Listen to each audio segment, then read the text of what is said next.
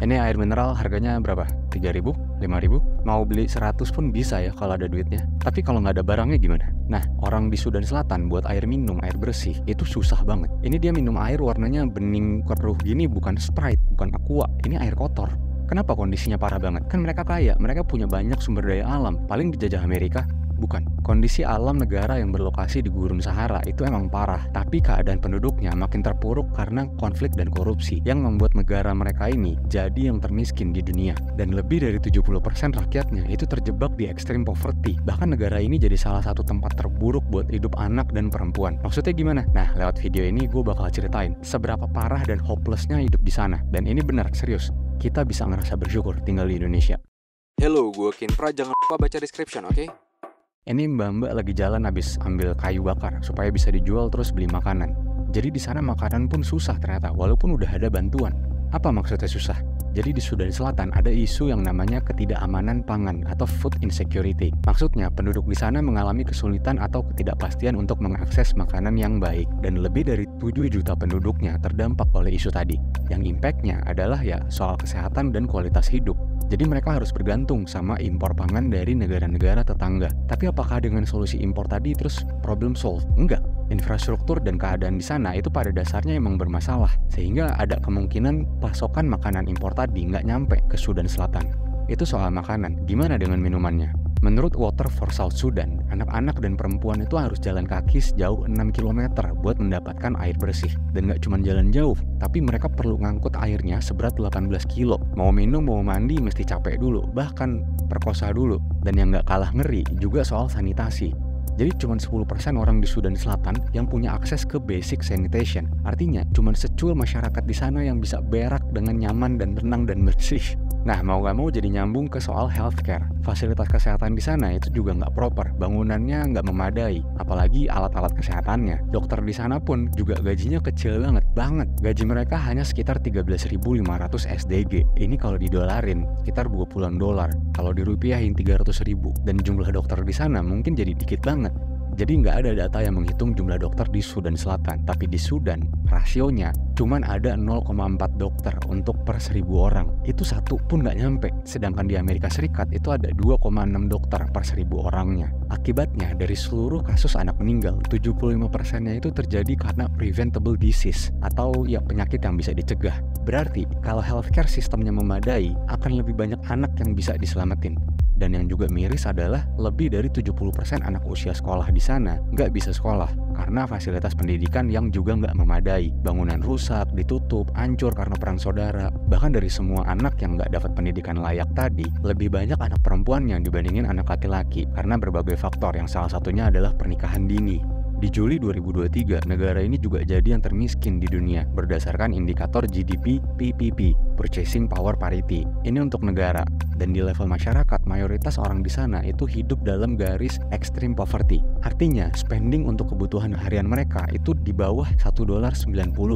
Ini adalah contoh gimana orang tumbang di jalan pas lagi mau minta makan karena mereka nggak punya kerja dan makanan pun susah. Dan data di 2019 masih ada 8,2 juta orang yang hidup dalam extreme poverty tadi, which itu adalah 79,4% dari total warga negara di sana. Nah, jadi karena keadaan-keadaan tadilah Sudan Selatan disebut sebagai tempat terburuk untuk hidup, apalagi untuk anak dan perempuan. Padahal mereka adalah salah satu negara kaya yang nggak cuma punya satu natural resources. Berbanding terbalik banget sama Korea Selatan yang nggak punya SDA, Sudan Selatan itu punya minyak, emas, iron, uranium, gypsum, dan banyak lagi, which itu ada gunanya dan ada marketnya. Sayangnya mereka nggak bisa mengelola SDA tadi. Dapat pendidikan layak aja nggak, boro-boro mau ngerti begituan. Sehingga semua SDA tadi nggak ada artinya, semua nggak ada gunanya karena manusia. Kenapa karena manusia? Buat ngerti problem di sana, kita harus paham dulu bahwa Sudan dan Sudan Selatan dulunya itu satu negara yang namanya Sudan. Dulunya mereka adalah koloni Inggris dan mereka dikelompokin jadi selatan dan utara. Ini kayak Belanda juga ngelompok-kelompokin kita. Nah, mereka merdeka di tahun 1956, tapi sayangnya terjadi civil war antara utara dan selatan. Konflik panjang ini akhirnya berakhir di 2005 lewat perjanjian damai komprehensif atau CPA yang ditandatangani oleh pemerintah Sudan dan kelompok pemberontak SPLM yang ada di selatan basisnya. CPA tadi meresmikan pembagian kekuasaan antara pemerintah Sudan dan SPLM. Intinya, SPLM yang dari selatan ini jadi kebagian kursi pemerintahan juga. Karena itu, Sudan di bagian selatan jadi punya otonomi yang cukup besar. Sampai akhirnya karena desperate banget soal perang dan konflik tadi, terjadilah referendum di 2011 dan lahirlah negara termuda di dunia yaitu Sudan Selatan. Terus apakah konflik benar-benar berhenti? Jadi ternyata dua negara ini tetap ribut. Simpelnya, salah satunya adalah karena minyak. Padahal CPA tadi udah mengatur bahwa pendapatan minyak itu akan dibagi rata antara Sudan dan Sudan Selatan. Jadi pusat kilang minyaknya itu berlokasi di Port Sudan, di wilayah Sudan di utara. Dan ternyata perjanjian CPA tadi tidak secara detail mengatur tentang gimana soal ekspornya, soal biaya pengirimannya, dan lain-lain. Akhirnya hal-hal teknis ini berubah jadi konflik. Dan problem yang ada di Sudan Selatan bukan cuma soal konflik eksternal, tapi juga internal, alias pemerintahan dan aparat yang jadi faktor dari makin terpuruknya masyarakat.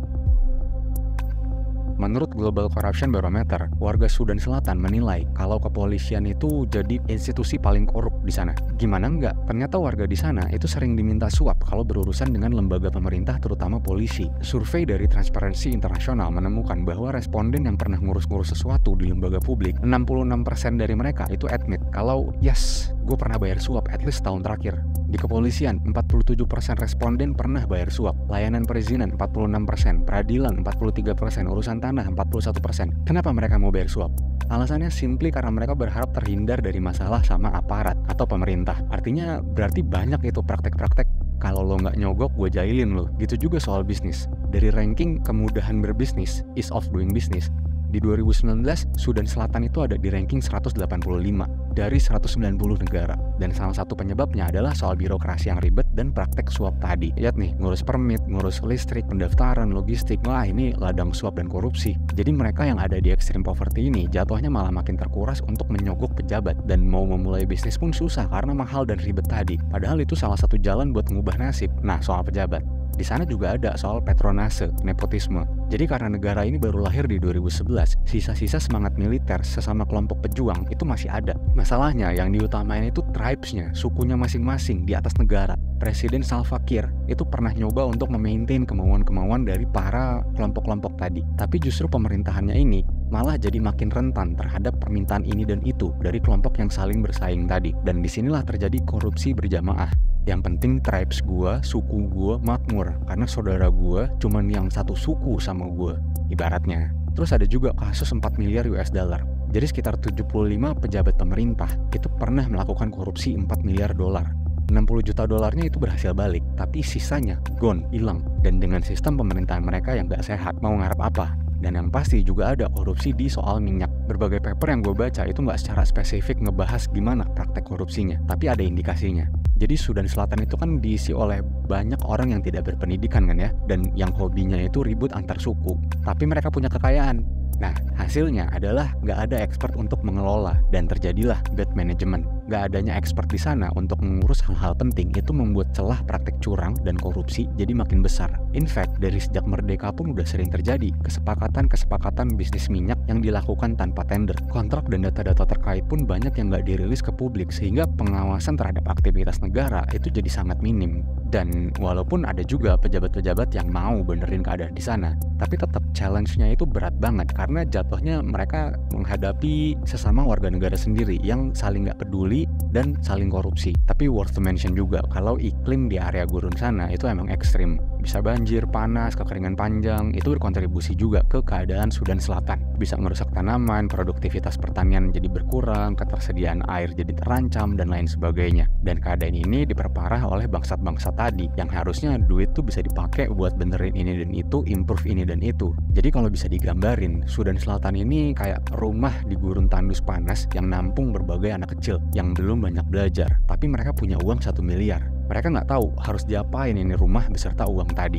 Yang penting gue dan adik-adik gue yang satu kamar sama gue itu makmur. Jadi ya 1 miliar di rumah tadi nggak akan jadi apa-apa, yang ada malah berebut. Kekayaan Sudan Selatan apapun sumber dayanya itu nggak akan ada artinya. Mereka tetap akan terpuruk. Kesempatan buat doing better pun rasanya nggak ada. Padahal buat kita, selama kita masih hidup, kita akan selalu punya kesempatan untuk doing better. Tapi somehow nggak berlaku buat mereka. Semoga gue salah. Nah, itu dia cerita tentang negara termiskin di dunia yang mayoritas rakyatnya justru makin terpuruk karena konflik dan korupsi. Ngelihat cerita begini benar-benar bisa ngingetin kita buat bersyukur dan sadar kalau di Indonesia itu masih banyak hal baiknya. Jadi kita nggak fokus sama hal buruknya doang. Dan nonton perjuangannya Korea Selatan dari yang termiskin jadi yang termaju di Asia, itu bisa bikin kita terus berusaha. Jadi seimbang, berusaha dan berdoa. Ora et labora. Oke, kalau materinya cocok bisa dong supportnya. Like, subscribe, comment, share, dan jangan lupa alertnya. See you di cerita berikutnya. Oke, jangan lupa kritisi dan jangan gampang percaya sama konten ini, karena sebagian atau seluruh informasinya di-generate oleh ChatGPT. AI benar-benar makin pintar, tapi bukan berarti pasti benar dan selalu benar dan paling benar. Follow Instagram kita @orelabor.